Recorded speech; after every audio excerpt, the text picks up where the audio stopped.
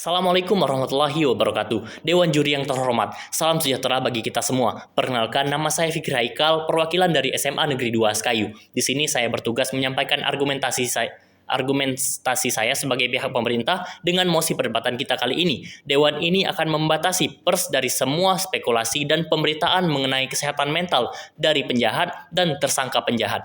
Dalam era informasi saat ini, penyebaran berita yang tidak akurat dan spekulatif dapat memiliki dampak yang sangat merugikan, baik bagi individu yang terlibat maupun masyarakat secara keseluruhan. Salah satu contoh yang akan saya kaitkan pada mosi perdebatan kita pada hari ini adalah kasus pembunuhan Vina yang diberitakan berdasarkan spekulasi bahwa Peggy Setiawan merupakan pembunuh asli, padahal bukan dia yang melakukan tindak kejahatan tersebut, sehingga merugikan Peggy Setiawan dikarenakan tidak adanya pembatasan pers dari semua spekulasi yang ada. Dari contoh tersebut, kita dapat menyaksikan dampak negatif ketika pers tidak dibatasi dari semua spekulasi yang ada. Tentu hal ini akan menimbulkan konsekuensi yang signifikan jika pers tidak dibatasi dari semua spekulasi dan pemberitaan mengenai kesehatan mental dari penjahat dan tersangka penjahat terus berlangsung. Dewan Juri yang terhormat, pertama-tama izinkan saya untuk mendefinisikan mosi perdebatan kita terlebih dahulu agar lebih terarah dan tidak meluas kepada hal-hal yang tidak penting. Dewan Juri yang terhormat, pertama adalah pers.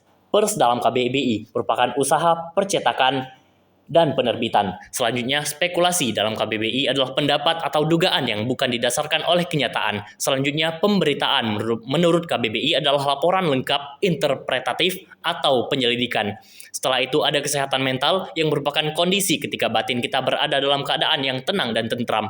Setelah itu, tersangka penjahat merupakan menurut Kamus Besar Bahasa Indonesia, tersangka ialah diduga atau dicurigai. Sedangkan penjahat adalah orang yang jahat seperti pencuri, perampok, penodong. Sehingga tersangka penjahat dapat didefinisikan sebagai orang yang didugai atau dicurigai sebagai seorang yang melakukan tindakan kejahatan. Baiklah Dewan Juri yang terhormat, cukup untuk definisi. Saya akan memulai argumentasi saya pada mosi kita kali ini. Pertama, mari kita bahas dampak negatif terhadap individu yang terlibat ketika media memberitakan spekulasi tentang kesehatan mental penjahat atau tersangka. Mereka seringkali menciptakan stigma yang tidak adil. Seorang individu yang mungkin mengalami kesehatan mental bisa dilihat secara negatif oleh masyarakat. Ini tidak hanya merugikan reputasi mereka, tapi juga menghalangi proses rehabilitasi yang diperlukan. Dengan membatasi pemberitaan spekulatif, kita melindungi hak individu untuk mendapatkan perlakuan yang adil dan manusiawi.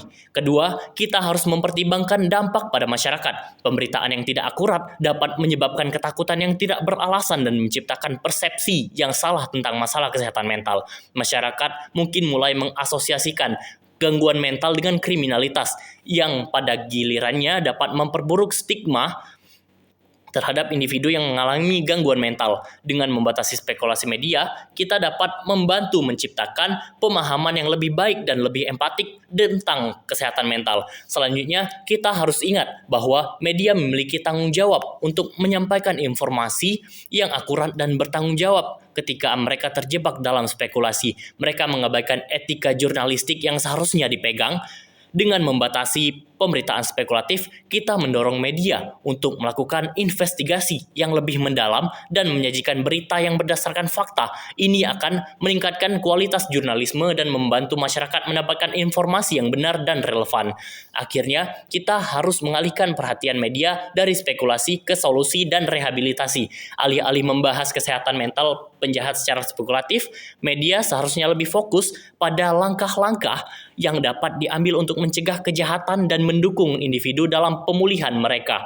Dengan membatasi spekulasi, kita menciptakan ruang diskusi yang lebih konstruktif dan solutif. Baiklah Dewan Juri yang terhormat, sampailah kita pada akhir pembahasan ini, marilah kita merenungkan kembali inti dari argumen yang telah saya sampaikan. Mosi yang dihadapi hari ini, yaitu Dewan ini akan membatasi pers dari semua spekulasi dan pemberitaan mengenai kesehatan mental dari penjahat dan tersangka penjahat. Bukanlah sekedar tentang kebebasan pers, tapi juga tentang tanggung jawab moral dan etika kita sebagai masyarakat. Saya tegaskan kembali bahwa Dewan Juri yang terhormat, pertama, penting untuk diingat bahwa setiap individu memiliki hak untuk diperlakukan dengan adil. Kedua, kita harus menciptakan masyarakat yang lebih empatik dan terinformasi. Dengan membatasi spekulasi, kita berkontribusi pada penghapusan stigma terhadap kesehatan mental yang sangat diperlukan untuk membangun kesadaran dan pemahaman yang lebih baik di masyarakat. Selain itu, kita perlu mendorong media untuk mematuhi standar jurnalistik yang lebih tinggi. Pembatasan ini akan memotivasi mereka untuk melakukan investigasi yang lebih mendalam dan menyajikan informasi yang akurat sehingga masyarakat mendapatkan berita yang bermanfaat dan mendidik. Akhirnya, mari kita alihkan fokus kita dari spekulasi yang tidak produktif ke solusi yang konstruktif. Kita harusnya mendukung upaya pencegahan kejahatan dan rehabilitasi dan bukan hanya membahas kegagalan individu.